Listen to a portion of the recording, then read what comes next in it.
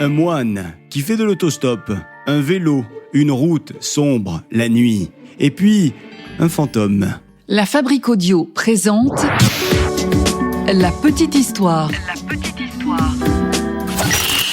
www.lafabriqueaudio.com. Salut tout le monde et bienvenue dans La Petite Histoire du Paranormal. Je suis Florent Mounier, je vais vous narrer cette histoire qui a été écrite et mixée par Sébastien Girard. Avant de commencer, merci infiniment pour tous vos messages. Vous êtes nombreuses et nombreux à nous envoyer des commentaires sur chaque épisode, notamment sur Spotify, Deezer, Apple Podcast ou bien encore sur nos réseaux sociaux. Et puis, de plus en plus nombreux également à nous écouter via YouTube. On vous en remercie. De temps en temps, on vous lâche un petit peu des vidéos sur notre chaîne YouTube de La Petite Histoire. Vous notez La Petite Histoire podcast. Allez, aujourd'hui, je vous préviens, on part sur quelque chose de vraiment étrange, une légende de bord de route, un frisson qui va vous parcourir l'échine quand vous serez seul au volant la nuit. On va parler, alors non pas de la Dame Blanche, mais du moine autostoppeur. Un moine qui surgit dans le halo des phares, qui monte à l'arrière d'une voiture et puis qui disparaît.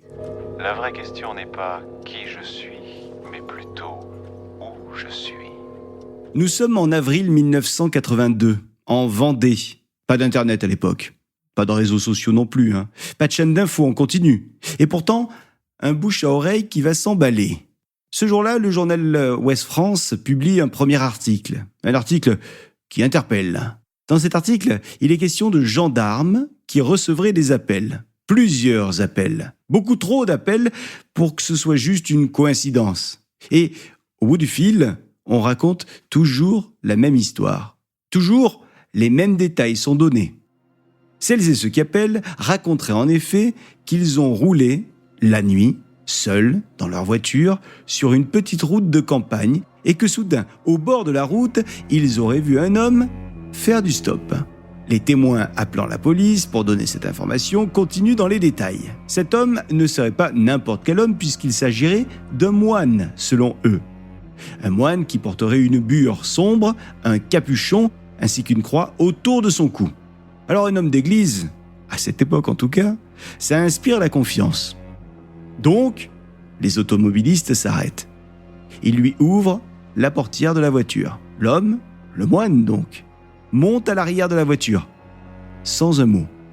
Et puis, le silence s'installe dans la voiture. Un silence pesant. Le moine ne décroche pas un seul mot. Il regarde juste devant lui. Certains pensent qu'il est en train de méditer, alors on ne veut pas le déranger. D'autres se disent qu'il a peut-être fait vœu de silence, c'est pour ça qu'il ne parle pas. Mais tous racontent la même scène. Tous racontent qu'ils sont donc dans cette voiture avec le moine, un moine silencieux, et à un moment du trajet, le moine lève la tête. Après avoir levé la tête, le moine fixe le conducteur ou la conductrice à travers le rétroviseur. Son regard, flou quelques secondes auparavant, devient dur, froid, et il prononce d'une voix monocorde, presque irréelle, « Le printemps sera chaud, l'été sera brûlant, et l'automne sera sanglant. » Et puis là, plus rien.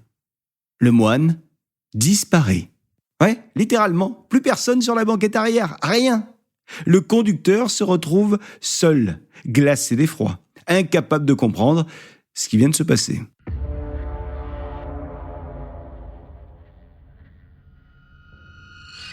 Bon, les gendarmes, quand ils ont cette première anecdote, ils n'en croient pas un mot. Ils pensent à un canular, une blague potache. Sauf que les appels vont continuer. Un premier témoignage, puis un deuxième, un troisième, et très vite, la même histoire qui vient et qui revient et qui revient. Une histoire qui vient d'ailleurs de plusieurs endroits différents. On appelle les gendarmes depuis les Brousilles, depuis Luçon, depuis Roche-Servière, Cugand, Chaland, Saint-Mathurin. Bref, toute la région vient raconter cette même histoire. Et partout, le même récit, avec le même moine et la même phrase. Le printemps sera chaud, l'été sera brûlant et l'automne sera sanglant.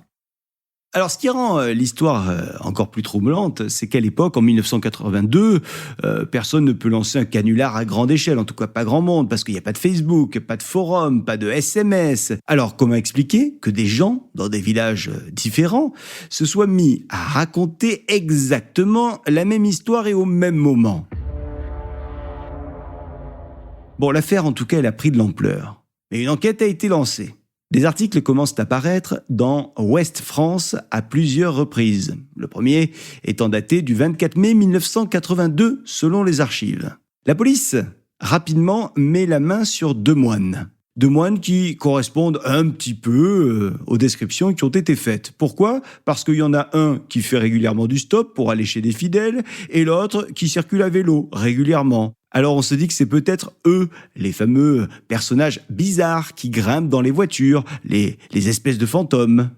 Bon, finalement, aucun d'eux ne correspond réellement au témoignage. Donc ils sont relâchés. Et l'enquête n'ira pas plus loin. Après ces interrogatoires avec ces 2 moines, plus rien.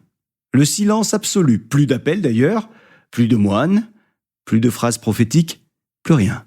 L'histoire va continuer de circuler, on en parle encore aujourd'hui d'ailleurs, parce que tous les témoignages concordent, parce que le ton, parce que les détails sont trop précis pour que ce soit juste une histoire qu'on se serait racontée entre gamins. Et surtout parce qu'il y a un détail qui revient sans cesse dans les discussions locales qui sont parvenues aux oreilles des gendarmes. En fait, toutes les apparitions racontées sont des apparitions qui auraient eu lieu dans un rayon de à peine quelques dizaines de kilomètres autour d'un lieu bien précis, l'abbaye des Fontenelles. Alors l'abbaye des Fontenelles, c'est un ancien monastère cistérien. L'abbaye des Fontenelles a été fondée en 1210. Elle a été fermée à la Révolution, puis à l'abandon. Alors certains racontent que le moine qui se présente à celles et ceux qui sont en train de conduire dans les bois, eh bien ce moine-là viendrait du XVIIe siècle et il viendrait de cette abbaye précisément. Alors, est-ce un esprit qui est revenu hanter les routes vendéennes ? Est-ce un avertissement ? Ou est-ce juste un gros canular incroyablement bien orchestré à une époque où c'était quasiment impossible d'organiser une blague à grande échelle sans téléphone, sans messagerie, sans coordination, sans CNews ? On ne le saura probablement jamais. Mais une chose est sûre, l'histoire du moine autostoppeur de Vendée a bel et bien existé. Et elle a marqué les esprits. Et aujourd'hui encore, certains évitent de s'arrêter en Vendée quand ils croisent un homme seul, au bord de la route, la nuit, sur un vélo et qui ressemble à un moine. Et vous, est-ce que vous connaissiez cette histoire ? Est-ce que vous l'aviez déjà entendue ? Ou peut-être l'avez-vous vécue ? Dites-le nous en commentaire. On attend ces commentaires notamment sur l'appli Spotify. Et si l'épisode vous a plu, pensez à le liker, le partager, en parler autour de vous. C'est grâce à vous qu'on continue à raconter ces histoires. Donc un grand merci à toutes et tous. Et nous, on se retrouve très vite pour une nouvelle petite histoire du paranormal. Salut ! La Fabrique Audio présente La Petite Histoire. La Petite Histoire. Vous souhaitez devenir sponsor de ce podcast ? Contact @lafabriqueaudio.com. Avant de se quitter, je vous rappelle qu'en plus de nos petites histoires habituelles, désormais, on vous propose également des petites histoires sur les plus grandes inventions du monde. Ces objets du quotidien qui pourtant, un jour, ont dû être inventés par une personne. Je ne sais pas vous, mais nous, avec Sébastien Girard, qui mixe ce podcast, on se pose souvent cette question. Qui a eu l'idée d'inventer ce truc ? Du coup, dans la petite histoire des inventions, on met en lumière ces inventions de la vie de tous les jours. Alors si vous aussi vous êtes autant curieux que nous, vous êtes toujours au bon endroit dans la petite histoire.